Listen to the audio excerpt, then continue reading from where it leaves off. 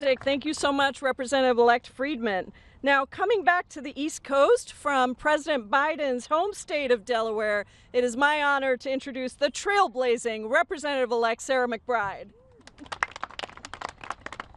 Well, thank you so much, Chair Jayapal and Whip Kassar, for bringing us together. Thank you so much to the Congressional Progressive Caucus, not only for your support over the last year and a half, but for your leadership for decades in the United States Congress on behalf of workers, retirees, and their families. I am so excited to stand here among so many incredibly effective change makers. Just a fraction of the incoming Democratic freshman class that I am so excited to work with, to roll up my sleeves with, to dive into the details, and to deliver real progress for the constituents that we represent. I am also honored to be here as the new member of Congress representing the entirety of the great state of Delaware. I first decided to run for office, to run for the Delaware State Senate, to represent the district that I was born and raised in, because of my experiences as a caregiver to my husband, Andy, during his battle with cancer. And from the first moments after Andy was diagnosed with cancer, we both knew how lucky we were. We knew how lucky Andy was to have health insurance that would allow him to get care that would hopefully save his life. And we both knew how lucky we were to have flexibility with our jobs that allowed Andy to focus on the full-time job of getting care and me to focus on the full-time job of being there by his side to care for him, to love him, to marry him, and when we found out that his cancer was terminal, to be there by his side to walk him to his passing.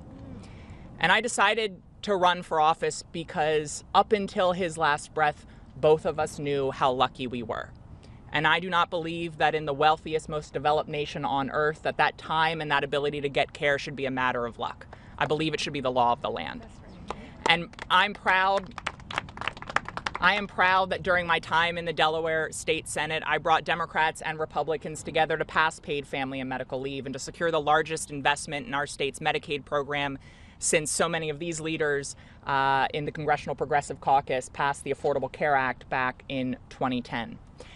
Now, obviously, we enter Congress at an inflection point in our country.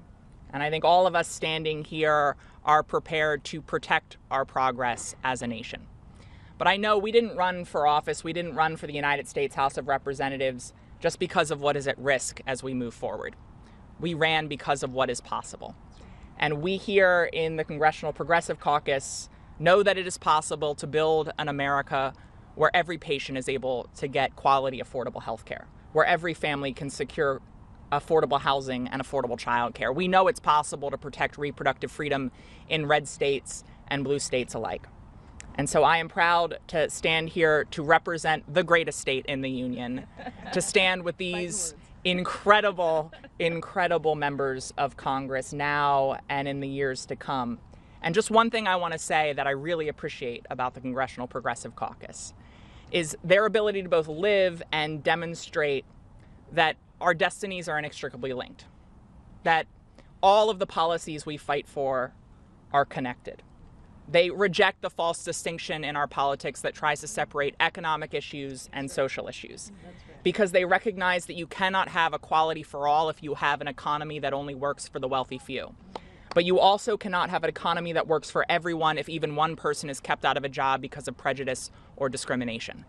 And so I look forward to working with all of them to bring down costs facing workers, retirees, and families, and to build an economy that truly works for every American. Thank you very much. Incredible words. And last but certainly not least, I am thrilled to welcome the first